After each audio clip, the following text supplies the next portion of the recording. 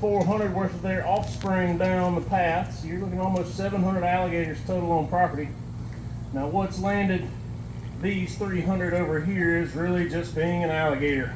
What used to be creeks and swamps and bayous is now turning into waterfront property. So just being an alligator pretty well got some of these guys in trouble. Now one good thing about them though is they're actually very good at association. They can associate times, places, sounds, even colors. They see in color about as well as you and I do. For some reason, pink is their favorite color. Some of you ladies might need to watch out. Y'all stay in the middle. Keeping her on her. We haven't lost anybody yet today. So far, so good. It does not take a very big alligator, though, to ruin your day. At about 6 to 7 feet, which pretty much everybody on the bank right now is in that 6 to 7 foot range. But at this size, they have a bite force of about 400 to 500 pounds. Now the reason that is significant, our arms and legs tend to start breaking about 4 feet. So that little alligator you're seeing could actually do quite a bit of damage. Now once they jump up in size to about 10 feet or so, which I see some bigger guys starting to make their way over, don't you do it. But at 10 feet, that bite force jumps to about 1,800 to 2,000 pounds. And then we've got a rather large fellow in the back of the swamp back there named Captain Crunch. And he holds the record for bite force for a male American alligator at 2,982 pounds. Wow. This is true poundage, not PSI. These alligators can actually generate into the hundreds of thousands of pounds PSI or tooth pressure. So he's only going to bite you once. Good thing is he can only hold that bite on you for about 20 minutes. So if y'all got 45 minutes to kill, things should be fine. Come on, Jaws, you can do it. He's just being a little lazy.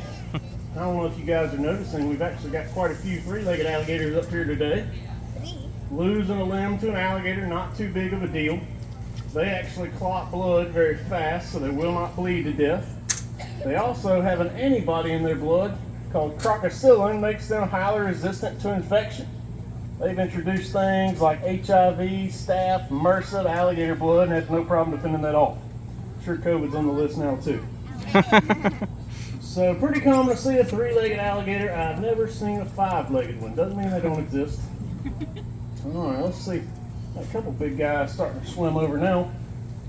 Now, give you guys an idea of what's going on out here in the alligator world this time of the year, as we are pretty much about done with nesting season.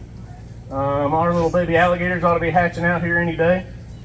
What that means, though, is that if you were a female out here, more than likely you've already been over here, capitalized on this meal opportunity, because once you establish your nest, ladies, you will not venture very far from it for the 65 days that it takes to hatch that baby alligator out. So mom is just simply laying around providing that protection or overwatch at this point. Like I say, he's probably absent from the feedings. Buddy, he just decided he wasn't into it anymore. He came to look, now he's gone.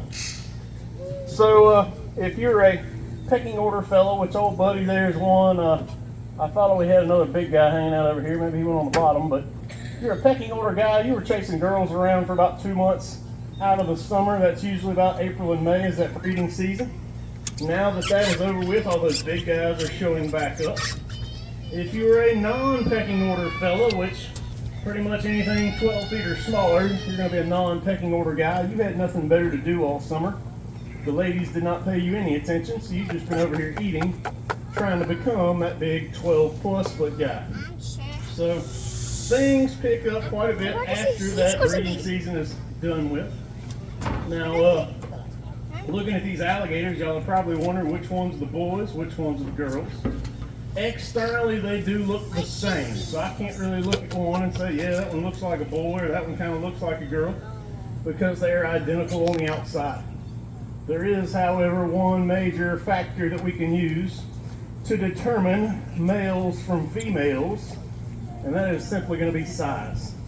So ladies, you don't get quite as big as the fellas do. You get upwards of 10 feet. There's never been a female documented over 11.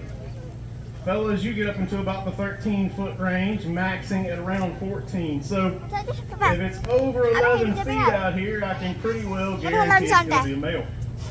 Now ladies, what you lack in size, you actually make up for in overall temperament and attitude. Good example. One of the meanest alligators out here in the swamp. Due to her lovely temperament and attitude, we just call her Hillary. Today, thank goodness.